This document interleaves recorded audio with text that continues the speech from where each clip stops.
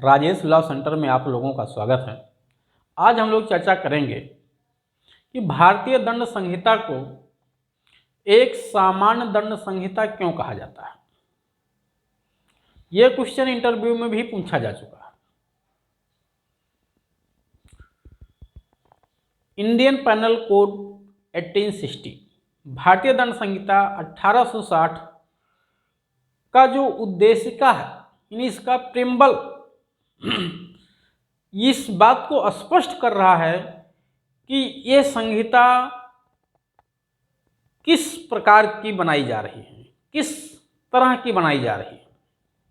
साफ तौर से लिखा है कि भारत के लिए एक साधारण दंड संहिता का उपबंध किया जाना समीचीन है। किस प्रकार की दंड संहिता? साधारण दंड संहिता। जरा समझिएगा, इसके जो प्रमुख कारण है मैं उस पर चर्चा करूंगा। ज़्यादा समय बिल्कुल नहीं लूँगा, बहुत मुश्किल से 5 से 6 मिनट में मैं आपको समझा दूंगा इसको। हाँ, एक चीज़ मैं आप लोगों को ज़रूर बता दूं कि हमारे यहाँ PCSJ, APO, HJS की ऑनलाइन एवं ऑफलाइन लगातार क्लास संचालित की जा रही है। वैकेंसी आने पे सुविधा अनुसार क्रैश कोर्स भी चलाया जाता है।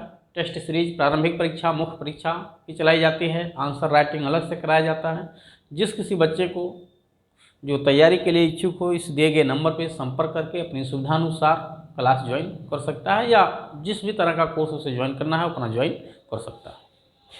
तो हम लोग चर्चा करेंगे वैसे कि यद्यपि मैं संपूर्ण IPC का वर्गीकरण किया हूँ, चैनल पे वीडियो उपलब्ध है, पूरे IPC का वर्गीकरण किया हूँ। अगर आप 3 पार्ट में वो है शिद्दत से देख लें तो शायद आधी IPC तो आपको तुरंत समझ में आ जाएगी। खैर चलिए, इस पे चर्चा करेंगे। इसे सामान्य दंड संहिता क्यों कहा जाता है? किसको? यानी भारतीय दंड संहिता को। क्यों इसे जनरल पेनल कोड कहा जाता है? आप देखेंगे कि जिस समय यह संहिता बनाई गई 1860 में, इसके पहले भारत में इस तरह से कोई दांडिक कानून नहीं था। देश को और देश में रहने वाले व्यक्तियों को नियंत्रित करने के लिए धर्म ही एक उपाय था। समाज भी उसका एक ढंग था। समाज से भी लोग संचालित हो रहे थे। समाज भी नियंत्रित करता है व्यक्तियों को, साथ ही साथ धर्म सबसे बड़ा विधि था, चाहे वो हिंदू हो या मुस्लिम हो। हिंदू धर्म का भी विकास हुआ। प्राचीन काल में हिंदू धर्म रेगुलेट कर रहा था। जब यहाँ पे बाहरियों का आक्रमण हुआ तो धीरे धीरे मुस्लिम धर्म भी लागू हुआ। फिर जब अंग्रेज आए तो अंग्रेज के अनुसार से भी यहाँ पे जो इसमें फेरबदल हुआ। जो पुरानी रूढ़ प्रथाएं मान्य थी धर्म के अनुसार, लेकिन अंग्रेजों ने क्या किया कि भारत के लिए एक कानून बनाया, पैनल लॉ बनाया, दांडिक विधि बनाया, और इसके उद्देशिका में लिखा कि भारत के लिए साधारण दंड संहिता का उपबंध किया जाना समीचीन है। इसका मतलब है कि भारत में जितने भी प्रकार की दंड संहिताएं हैं वो 2 प्रकार की हैं, या तो साधारण या विशेष। IPC साधारण दंड संहिता है। इसके अलावा जितनी भी अन्य विधियां हैं वो विशेष हैं, और विशेष के साथ साथ कुछ स्थानीय भी हैं। यानी जो कानून किसी पर्टिकुलर स्थान के लिए बनाया गया है, यानी वो दांडिक विधि की नेचर का, वो स्थानीय विधि है, स्थानीय दांडिक विधि।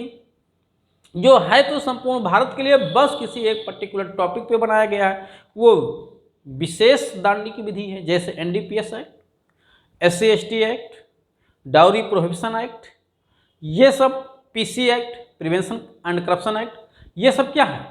ये सब पर्टिकुलर एक टॉपिक के लिए बनाए गए, एक विषय को कवर करने वाले कानून हैं। इस नाते ये विशेष विधियां हैं। स्थानीय विधि में जैसे उत्तर प्रदेश में गुंडा एक्ट, गैंगस्टर एक्ट, ये केवल उत्तर प्रदेश में लागू होता है। ये भी है दांडिक विधि, बट स्थानीय विधि कहलाएगी क्योंकि एक पर्टिकुलर स्थान के लिए बनाया गया है। IPC जनरल पेनल कोड क्यों कहा जाता है? इसके पीछे के मैं 3 प्रमुख कारण आपको बताऊंगा। कितने कारण? 3 प्रमुख कारणों पर चर्चा करूंगा। 3 प्रमुख कारण इसके सामान्य दंड संहिता कहे जाने के पीछे का। एक आप देखेंगे, जिस समय भारतीय दंड संहिता बनाई गई उस समय 1860 से पहले, यद्यपि ये तो बनना शुरू हो गया है 1833 के चार्टर अधिनियम से, लेकिन बन के तैयार होता है जाकर के 1860 में। फर्स्ट टाइम कानून बनाना था, बहुत बड़ा चैलेंज था। ठीक है, प्रथम विधि आयोग की स्थापना की जाती है 1835 के चार्टर अधिनियम से 1834 में, जिसके अध्यक्ष लॉर्ड मैकाले को बनाया जाता है, और उनको ये जिम्मेदारी दी जाती है ड्राफ्टिंग करने की। साथ ही साथ 3 और सदस्य भी उनको मुहैया कराए जाते हैं। उनको पूरी समिति होती है, उसमें 3 सदस्यों की समिति होती है। साथ ही साथ अपना मैकाले साहब होते हैं, तो कुल मिला के 4 सदस्य होते हैं टोटल मैकाले साहब को लेकर के। और ये प्रथम विधि आयोग की रिपोर्ट पे बनाया जाता है, ठीक है, क्योंकि प्रथम विधि आयोग ही 1834 में कॉन्स्टिट्यूट हुआ है। तो ऐसी स्थिति में उस समय होने वाले जितने भी अपराध थे, उस समय समाज में व्याप्त जितने भी प्रकार के अपराध थे, सारे कार्यों को जिन्हें मना करना था, दोषपूर्ण कृत्य, सबको प्रतिबंधित किया गया और उनके लिए दंड का प्रावधान किया गया। इसीलिए आप देखेंगे आईपीसी का हर एक चैप्टर किसी दूसरे चैप्टर को रिपीट नहीं करता। इसमें चैप्टर 6 आप देखेंगे राज्य के विरुद्ध अपराध का भी उल्लेख है। 7 देखेंगे सेनाओं से जुड़ा हुआ अपराध है। 8 लोक पर शांति बनाए रखने से जुड़ा हुआ अपराध है। 9, 10, 11 लोक सेवक के द्वारा अपराध, लोक सेवक के विरुद्ध अपराध, लोक न्याय के विरुद्ध अपराध। 9 का निर्वाचन के विरुद्ध अपराधों का उल्लेख किया गया है। 10 में आपका लोक सेवक द्वारा अपराध है। 11 में वो लोक सेवक के विरुद्ध अपराध है। 11 में लोक न्याय के विरुद्ध अपराध है। 12 में जो है बांट और स्टाम्प से जुड़े हुए अपराधों का उल्लेख किया गया है। वहीं पे 12 में सिक्कों से जुड़े हुए अपराध और स्टाम्पों से जुड़ा हुआ अपराध है। 13 में बांट माप से जुड़ा हुआ अपराध है। यानी जरा समझिए हर प्रकार के अपराधों को कवर किया जा रहा है। 14 जो है न्यूसेंस से जुड़ा हुआ है। 6 से स्वास्थ्य से जुड़ा हुए अपराधों का उल्लेख करता है। सदाचार से जुड़े हुए अपराधों का उल्लेख। 15 धर्म से जुड़े हुए अपराधों का उल्लेख। वहीं 16 शरीर के विरुद्ध अपराधों का, जबकि 17 संपत्ति से जुड़े हुए अपराधों का। 18 दस्तावेजों को कूटनीतिक तरीके से बनाए जाने पर अपराध का उल्लेख है। वहीं 19 सेवा संविदा भंग करने पर अपराध की बात, जबकि 20 विवाह से जुड़े हुए अपराधों का उल्लेख करता है। 20 का क्रूरता से जुड़ा हुआ अपराध नया जोड़ा गया 1983 में। और 21 मानहानि से जुड़ा हुआ अपराध है, जबकि 22 जो है गाली गलौज और धमकी से जुड़े हुए अपराधों की बात करता है, जबकि 23 जो है प्रयत्न की बात करता है। तो इस तरह से जितने भी अध्याय हैं यहाँ पे, हर अध्यायों में उस समय होने वाले हर एक अपराध को कवर किया गया। न केवल शरीर के विरुद्ध होने वाले अपराध, संपत्ति के विरुद्ध होने वाले अपराध, धर्म के विरुद्ध होने वाले अपराध, समाज के विरुद्ध होने वाले, देश के विरुद्ध होने वाले अपराध, हर प्रकार के अपराधों को कवर किया गया। तो ये फिर स्पेसिफिक कैसे? जब उस समय समाज में होने वाले प्रत्येक प्रकार के अपराधों को नियंत्रित किया गया इस अधिनियम के द्वारा, तो फिर सामान्य कहाँ, विशेष कहाँ? फिर तो ये सामान्य हुआ कि नहीं हुआ? तो सामान्य कहने के पीछे का ये भी बहुत बड़ा लॉजिक है कि भारतीय दंड संहिता को जनरल पेनल कोड कहने के पीछे का प्रमुख कारण कि अपने समय में 1860 के समय होने वाले सभी अपराधों को इस संहिता में कवर किया गया, यानी सभी दोषपूर्ण कृत्यों को दंडनीय बनाया गया है। ये पहला लॉजिक है। दूसरा लॉजिक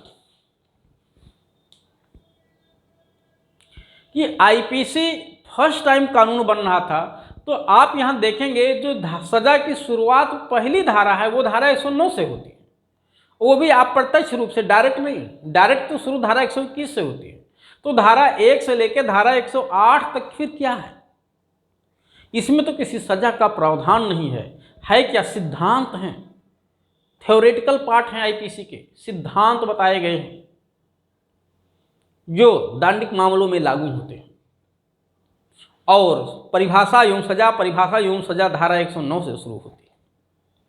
तो ये जो सिद्धांत का उल्लेख किया गया, हर एक्ट में सिद्धांत का उल्लेख नहीं मिलेगा। जितने भी स्पेशल एवं लोकल लॉज आपको मिलेंगे दांडिक विधियों का, उन पे कोई सिद्धांत नहीं मिलेगा।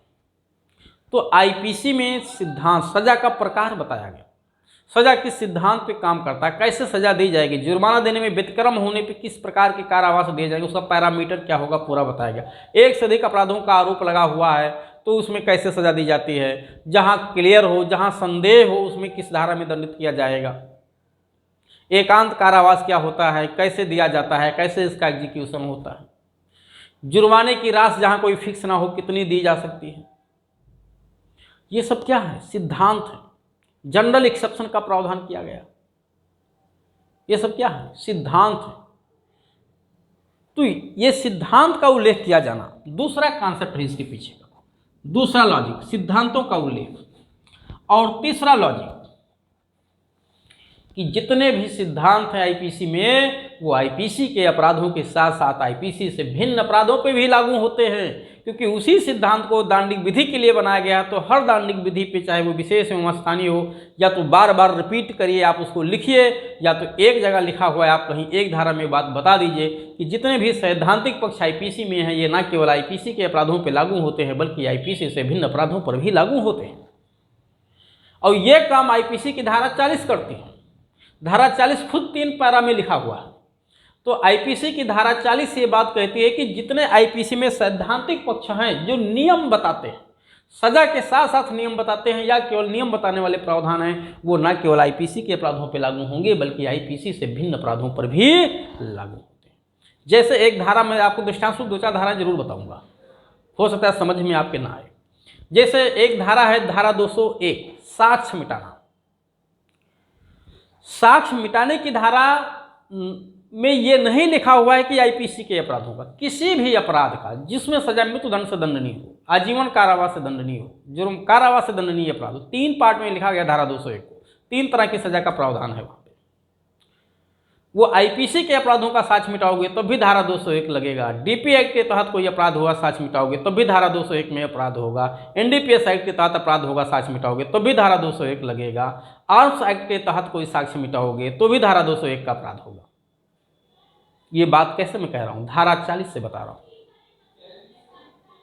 दुष्प्रेरण चाहे आईपीसी के अपराधों का किया जाए, आपराधिक षड्यंत्र चाहे आईपीसी के अपराधों का किया जाए, या आईपीसी से भिन्न जितने भी विशेष एवं स्थानीय दंडिक विधियां हैं उनका दुष्प्रेरण या प्रयत्न किया जाए, उन पे भी लागू होता है। जुर्माना देने में व्यतिक्रम होने पे जो कारावास, यानी कारावास के निर्धारण का जो पैरामीटर है, धारा 64, 65, 66, 67, 68, ये पैरामीटर न केवल आईपीसी के अपराधों के तहत दिए गए जुर्माना न देने में व्यतिक्रम होने पे कारावास की दशा में लागू होता है, बल्कि आईपीसी से भिन्न जितने भी विशेष एवं स्थानीय दंडिक विधियां हैं, अगर उनके तहत भी किसी व्यक्ति को दंडित किया गया है और जुर्माना आरोपित किया गया और जुर्माना देने में व्यतिक्रम होता है तो उस पर भी ये नियम लागू होता है, जब तक कोई स्पेसिफिक बात वहां मेंशन ना की गई।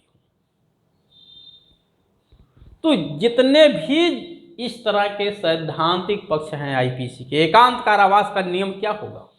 धारा 73, 74 में जो एकांत कारावास दिए जाने का नियम बताया गया है वो न केवल आईपीसी के तहत दिए गए अपराधों पे लागू होता है बल्कि भिन्न अपराधों पे भी लागू होता है। ये मैं कहाँ से बोल रहा हूँ? धारा 40 में बात साफ साफ लिखी हुई है। चाहे वो कंडीशनल लागू हो, विदाउट कंडीशन लागू हो, बट लागू होती है।